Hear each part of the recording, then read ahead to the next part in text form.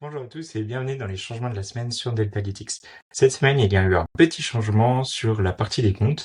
Vous avez le compte ici, comme on a l'habitude de l'avoir, avec les différentes cartes sur lesquelles on voit la progression des profits et le drawdown s'il est suiveur, par exemple. Ou aussi si on a un trading qui respecte les règles de cohérence et on a la possibilité de les grouper en fonction de différents groupes. Mais après discussion avec différents utilisateurs sur Discord, on voit que lorsqu'il y a beaucoup de comptes, ça peut être compliqué de gérer cette vue.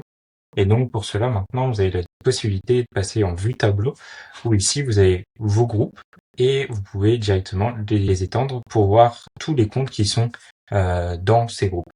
Ça vous donne une vue plus claire de tous vos comptes et vous pouvez rapidement voir du coup où en sont vos comptes, par exemple s'ils sont proches du drawdown, s'il vous reste plus beaucoup de marge avant d'atteindre un drawdown, quelle est la tendance sur les dernières semaines ou sur les derniers mois. C'est des informations clés selon moi. N'hésitez pas à me faire des retours dans les commentaires sur ce que vous trouvez pertinent et moins pertinent, ce qu'il faudrait ajouter ou peut-être retirer, afin que ce soit l'affichage le plus lisible possible. Vous pourrez aussi retrouver le bouton Gérer les comptes pour directement ouvrir l'affichage de la gestion des groupes.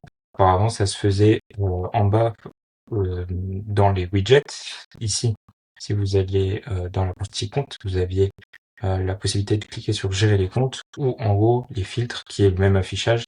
Maintenant, du coup, directement quand vous êtes sur vos comptes, vous pouvez tout gérer depuis le même espace. Voilà tout pour les changements de cette semaine.